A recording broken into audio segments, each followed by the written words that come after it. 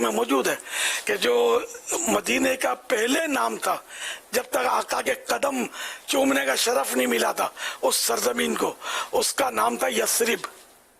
تو یثرب کے معنی اچھے نہیں ہیں، غالباً بلاؤں، آفتوں، بیماریوں کا گڑھ، اس طرح کے کچھ معنی بنتے تھے۔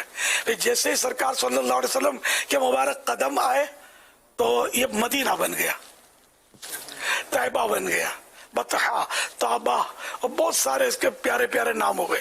تو وہ بلائیں آفتیں بھی رد ہو گئی، دور ہو گئی۔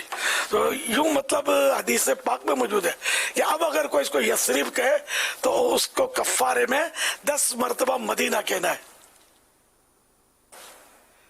تو مدرسۃ المدینہ سے مدینہ مائنس کر کے لفظ کوئی یہ کفارہ اس پر نہیں ہے، میں تو یہ ایک مدنی سزا ہے کہ زمانے ذکر مدینہ کرے، لیکن ہمارے سائیں بھائی دھیان نہیں دیتے، جامعۃ المدینہ کو جامعہ ہی کہتے ہیں۔ یا اساتذہ اگر ان کو سمجھ آ جائے نا میری حکمت عملی تو انشاءاللہ میرے دکھ دور ہو جائیں۔ یہ بیچارے جامعہ جامعہ کر رہے ہوتے ہیں، دارالفتہ اہل سنت کو دارالفتہ دارالفتہ، ارے اللہ کے نیک بندو، گلی گلی دارالفتہ کھلے ہوئے ہیں۔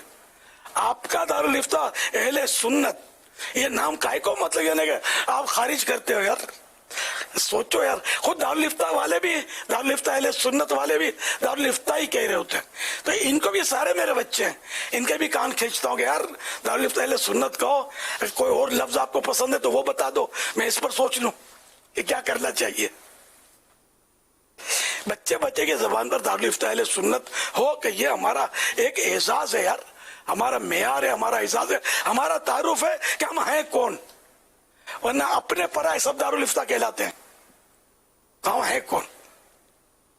تو نہ لفظ اہل سنت کو آپ خارج کریں، نہ لفظ مدینہ کو خارج کریں، یار اس میں تو ہماری زندگی ہے۔ مدینہ اگر ہماری زندگی سے مائنس ہو جائے تو ہماری لاش سلامتی نہیں سڑی ہوئی ہو جائے یار۔